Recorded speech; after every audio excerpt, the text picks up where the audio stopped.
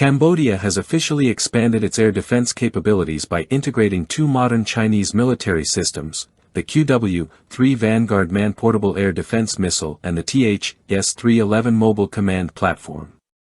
These upgrades were formally introduced during a ceremony at the Guard Command Headquarters in Krang Chek, highlighting the completion of a rigorous training phase for personnel now equipped with these systems. The event was attended by senior military figures, including General Hing Bun Hing, and showcased the missile launchers alongside radar and command modules. The QW-3, a third-generation infrared-guided surface-to-air missile, is often compared to the American FIM-92 Stinger and Russian Igla systems. However, the QW-3 distinguishes itself by incorporating semi-active laser guidance, an approach inspired by the AGM-114 Hellfire. This unique guidance system, combined with a gyrostabilized seeker, enhances performance against agile, low-flying threats such as cruise missiles and helicopters flying close to the terrain. The system can engage targets at altitudes up to 3,000 meters and within a radius of roughly 5 to 6 kilometers. Cambodia's shift toward modular, mobile air defense reflects a broader reorientation of its military doctrine.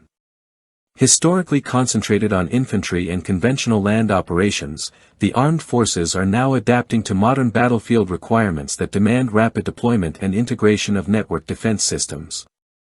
The S311 plays a critical role in this transition, acting as a digital hub capable of coordinating real-time engagements across dispersed QW-3 operators.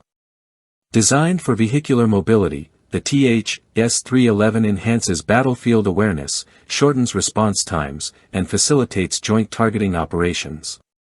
This military development also has geopolitical implications.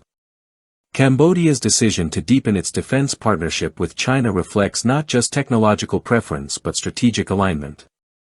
As competition between Washington and Beijing intensifies in Southeast Asia, Phnom Penh's actions signal closer military and diplomatic ties with its northern ally. A clear example of this growing cooperation is the annual Golden Dragon joint exercise, now in its 7th iteration. The 2025 edition commenced on May 17 with both land and sea components, involving troops, helicopters, tanks, radar systems, and drones. The arrival of China's Type 071 amphibious transport vessel Shangbeichen at Ream Port ahead of the drills underscored the increasing scale and complexity of bilateral military exercises. Conducted in multiple phases, adaptive training, simulation exercises, and live operations, these drills aim to enhance tactical interoperability between Chinese and Cambodian forces. Activities such as mixed-unit combat, rope descent maneuvers, and coordinated drone deployments reflect a maturing joint operational framework. The growing integration of unmanned systems and real-time digital command tools signals a marked evolution in Cambodia's military posture. Officials describe the new systems as essential tools for national defense, particularly in response to threats posed by drones, illicit air traffic, and unauthorized surveillance. These capabilities could also safeguard strategically significant infrastructure projects, including Chinese-funded economic zones and industrial hubs across the country. Cambodian military leaders have emphasized that the deployment of the QW-3 and S311 is driven by the need to modernize national defense, not by regional ambitions.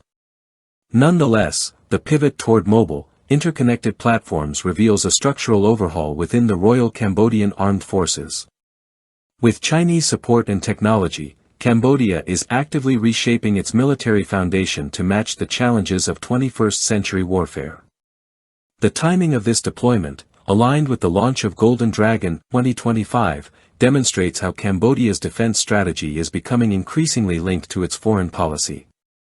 As the region's security landscape becomes more complex, Phnom Penh is signaling its intent to remain agile, digitally capable, and closely aligned with Beijing's defense doctrine.